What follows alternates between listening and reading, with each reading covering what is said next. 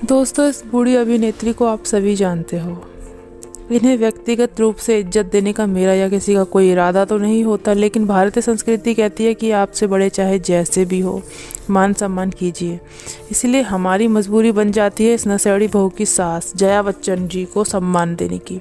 आइए आपको बता दें, ये राज्यसभा में जया बच्चन जी क्यों इतना मुंह फाड़ रही है। साथ ही वह अपनी औकात भूलकर राज्य स्पीकर पे ऐसे चिल्ला रही है जैसे राज्य चेंजर एक्टिंग पर्सन को आगे नहीं बल्कि वह हेमा मालिनी और रेखा से चले अफेयर के लिए अमिताभ जी को ललकार रही हूँ।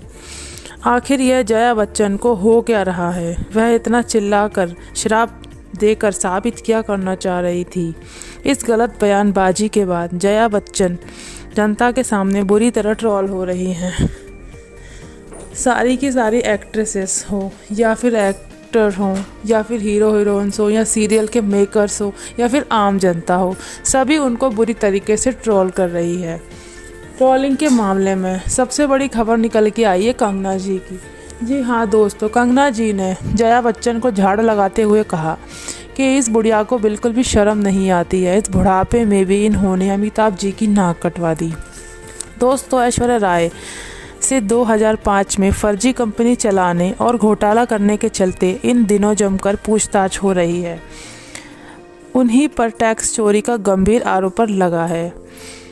इससे पहले साल 2017 में भी अमिताभ बच्चन से ईडी ने दस्तावेज मांगे थे, जो कि पनामा पेपर घोटाले के नाम से इतिहास में दर्ज हो चुके हैं। दस्तावेज ईडी दफ्तर पहुंचने से पहले ही खबर लग जाती है जया बच्चन को, क्योंकि जया बच्चन हमारी ज़बरदस्ती से समाजवादी पार्टी के द्वारा राज्यसभा में घुसकर बैठाई गई है, ताकि बॉलीवुड के गंदे कारनामों की वकालत करके भारत की जनता को टोपी पहना सके। इसीलिए जब यह खबर जया बच्चन के कानों में पहुंचती है, तब जया बच्चन नारकोटिक्स बिल पर बात करने के लिए खड़ी ही थी, लेकिन अचानक से उन्हें मिर्गी का दौरा पड़ने लगा और उन्होंने अपनी सियासती नारकोटिक्स बिल को साइड में रख के शुरू कर दी अपनी जंग। जया बच्चन को लगा था कि उनके पारिवारिक अपराधों से सब अनजान हैं, लेकिन अचानक से संसद में किसी से पनामा केस का सवाल खड़ा कर दिया और जया भड़क उठी। अब जया ने यह स्थिति यह बना डाली कि ईडी की कार्यवाही को चुनावी चश्मे से देखना शुरू कर दिया। शिवसेना भी इसमें कुछ कूद पड़ी। शिवसेना सांसद चतुर्वेदी का कहना है कि प्रियंका, जी हाँ, जया बच्चन पहले की बहुत बड़ी अभिनेत्री रह चुकी हैं। शिवसेना प्रियंका चतुर्वेदी जी जो हैं सांसद की देखरेख करती हैं, और जो है उनका कहना है कि जया बच्चन पहले से ही बहुत बड़ी अभिनेत्री रह चुकी है। उसके बाद ही उसको समाजवादी पार्टी में सीट गर्म करने का सौभाग्य प्राप्त हुआ है और वह अब ऐसी अनोखी नेता बन बैठी है जो बॉलीवुड के गटर पर खुशबूदार पाउडर छिड़क कर उसकी बदबू को दबाने का काम करती है।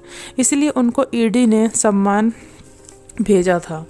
यानी दोस्तों, साफ शब्दों में यह कहें कि प्रियंका चतुर्वेदी महिला होने के नाते दूसरी महिला का दर्द बांट रही थी, ये भूलकर कि यह लोकतंत्र है, यहाँ ईडी किसी भी रईसजादे या हरामजादे को सम्मान भेज सकती है।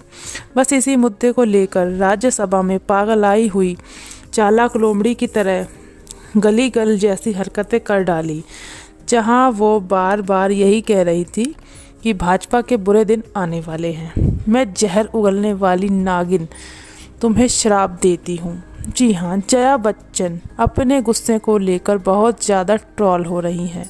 सोशल मीडिया यूज़र ने जया बच्चन को बुरी तरीके से लताड़ा है। ट्विटर, सोशल मीडिया प्लेटफॉर्म पर जया बच्चन ट्रेंडिंग में बनी हुई हैं।